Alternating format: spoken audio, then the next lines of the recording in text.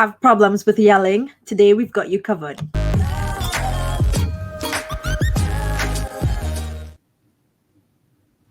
Welcome to Empowered Kids TV Village Talk. You're here because you know that every family has the potential to be great, and you're willing to push the boundaries of your mindset so that you can create the family of your dreams.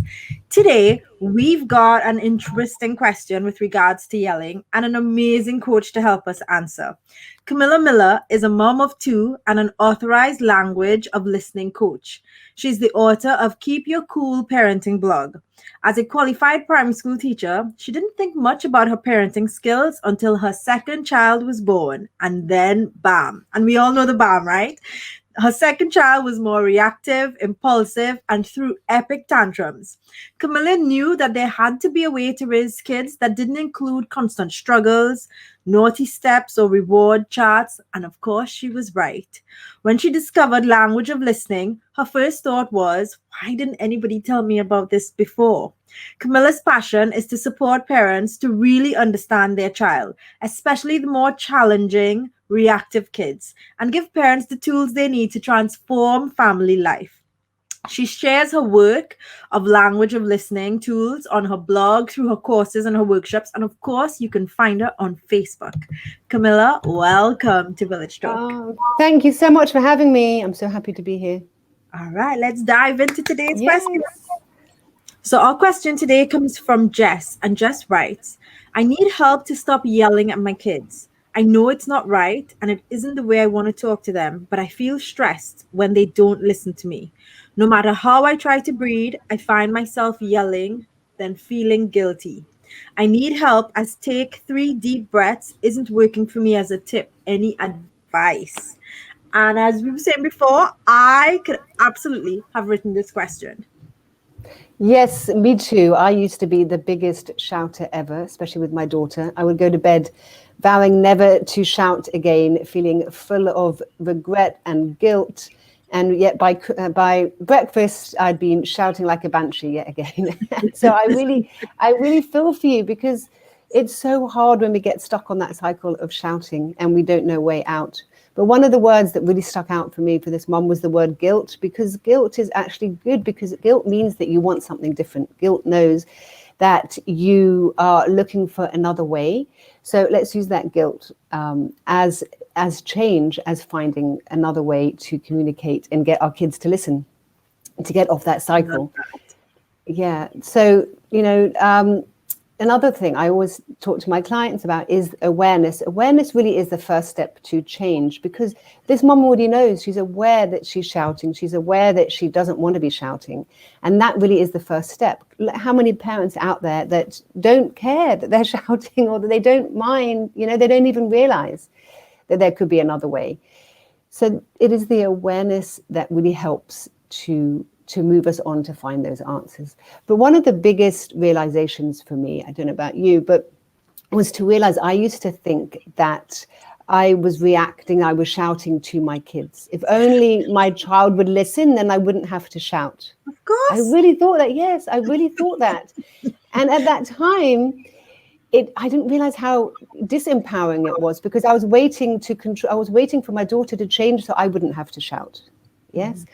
And my daughter was waiting for me to stop shouting so she would listen. And we were stuck on that cycle. And you can laugh about it now, but until it's that awareness, we're stuck in that, trying to control our children. Because she said she's desperate for her kids to listen, but we don't realize that we're not shouting at the children not listening. We're shouting at the interpretation, what we perceive. And so for me, the first question I'd ask this mom is to become curious about the interpretation she puts on her children not listening. Because I know when I was in this situation, I was thinking, that my child was disrespecting me, that she wasn't listening, that she was a brat, that she always had to have her own way, that she was just stubborn. And I was reacting to that. I was shouting at that because I didn't want to have a disrespectful daughter and I didn't want to have a stubborn daughter. So I was reacting to the fear that she could be that, and that sort of bred and reinforced it, rather than getting out of our heads, out of judgments. and to actually what is happening. Because, also think if we're stuck in that cycle, and I think I have a disrespectful daughter, or that they're not listening to me, I feel very powerless in that moment. So my need for power is very high. And actually, if you think about it, humans, we're amazing. We are amazing because shouting and controlling is a huge hit of power right there. So we feel in that moment, it actually does feel good. Yep. Yes, it We're does bigger. in that moment. Yes. We're bigger, we're louder, we can control more. And so we're meeting our need for power. But unfortunately, it's in a way that we don't like. Yes. And so then what happens, we get stuck on this cycle and we start feeling it in our body. We start feeling stressed about it. So we're already going into the situation feeling stressed. Like this mum was saying, the counting to 3 doesn't work. The reason it doesn't work is because we're still triggered. We're still triggered with our thoughts about what is happening. And we are reacting to, we're triggered, we're reacting to our judgments, we're reacting to the negative thoughts. It's too hard a gap to go from triggered to calm, and counting to 3 doesn't do that, doesn't feel that need for power. And that's why we need a step in between, from going from shouting like a banshee to being calm in those situations. We need to be able to regain calm. And in language of listening, the coaching model that I teach, we talk about there's 3 basic needs. The need for connection, which is the need for validation, understanding, feeling heard and valued. And when our kids aren't listening, we don't feel valued, we don't feel understood, just like our children don't feel like that in the moment either. That the need for connection is high, but also the need for power is high when we are shouting. And power in language of listening, we talk about is the root of power is actually self-control, control over ourselves, control over our reactions, control over feeling confident in our abilities. Because when we're shouting, we don't feel confident in ourselves because we've lost control, we've lost that power. And we need to know that we have impact in the world. So when we feel powerless, a lot of the time we go into trying to control our children rather than controlling ourselves with our own boundaries. So for me, when I was really shouting and I wanted to get to the calm, I had a step between. And I used to sing this really silly song in my head to remind myself to calm down. But it was a transition. So it was like, oh, I feel like shouting. What am I going to do instead? And it really helps. So I've got some clients, they go, take a pause, go and get a glass of water, or shout out. The song from Frozen, Let It Go. It has a whole new meaning when you're a parent. But those kind of things, because that shifts the mood. One, it shifts the mood from being so triggered to actually a bit light-heartedness, and it helps you gain that power back because you're making those choices, that you're physically doing that, and it's a transition step. So it helps you getting from full-blown triggered all the way to and practice that, so you actually feel good about yourself as well, that you feel like you are doing something which is meeting your need for power in a way that you do like. So those steps really help. And also, with language of listening, it is about the first step in language of listening, the coaching model I teach, is about getting out of our heads, out of judgments, into actually what is happening in the moment. Because I bet when you're triggered and your kids aren't listening, I bet you are so sure that you can see not listening, or you can see your child not misbehaving, or you could see your child disrespecting you. But none of those things are actually happening because you can't actually see not listening. Yes, not listening is what we, listening is what we wish was happening. Yes, but it's not actually happening. So language of listening helps you get out of your head, out of judgments, actually to what is happening. What is your child actually doing? Maybe they're busy on their iPads. Maybe they're, doing a cartwheel or whatever they're doing, playing in their rooms, reading a book. But when we go in with "you're not listening," we trigger our children as well. And so then we come back. Yes, they come back with, "Well, I'm not," and they're defensive, and then we get stuck in this cycle. When the first step in language of listening is say what you see, say what your child is doing, saying, feeling, or thinking. So rather than "you're not listening," it's like, "Oh, you're busy playing." Tell them, because that opens up communication and it keeps us calm. Because if we are feeling defensive, our kids are feeling defensive, we go straight into our lower fight, flight, freeze part of the brain. So we're more likely to trigger them to hold their ground. Absolutely. I think when we come at them like that, we just, it's that force, right? Whatever you push against, it pushes back. I remember in my early days when I would say to my kids, "You're not listening." My kids are very cheeky and they'll go, "Oh, we're listening. We're just not obeying."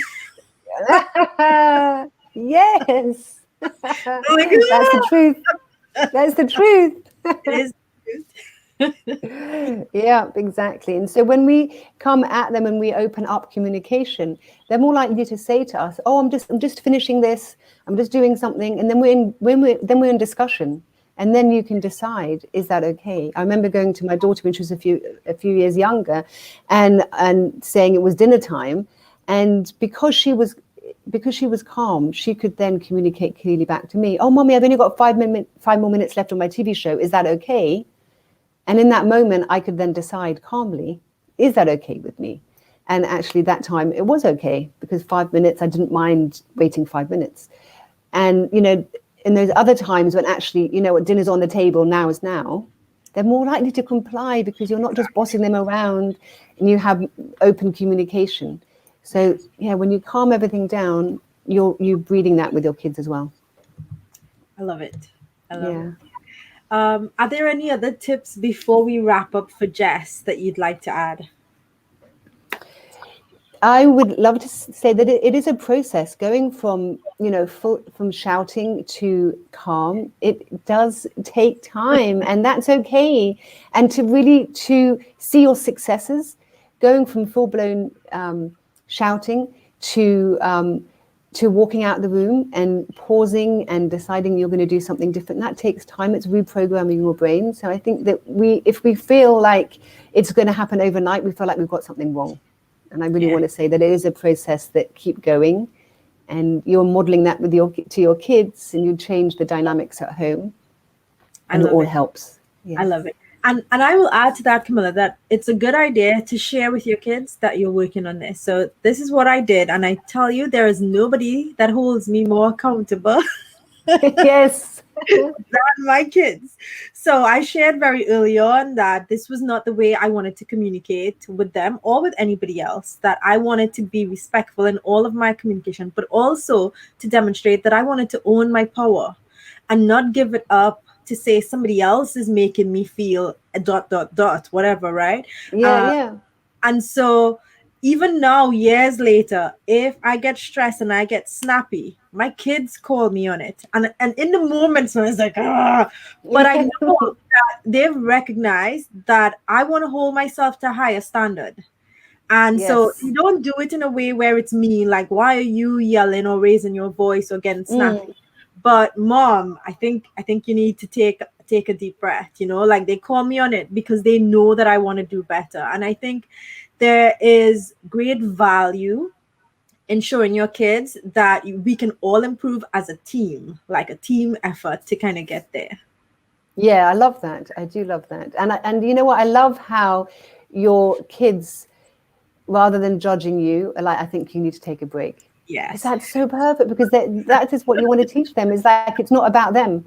They're noticing that in you. And I think that's what we can, when we can, and when we can take that grace for ourselves as well, is realize we're trying our best and that maybe we need to take a break and it's not our kids. Absolutely. Yeah, absolutely. Yes. I love it. Camilla, thank you so much for joining us and helping us answer Jess's question today. Thank you so much for having me. See you soon. Thank you for joining us for this episode. We're all about sharing and supporting this village. So if you found value in this episode, be sure to share it with your family and friends. And remember, this is a weekly show. So if you haven't already, subscribe and hit that bell icon so that you'll be notified of our next episode. As we always say in the village, you're just one connection away. With love and gratitude, empower us. Until next time.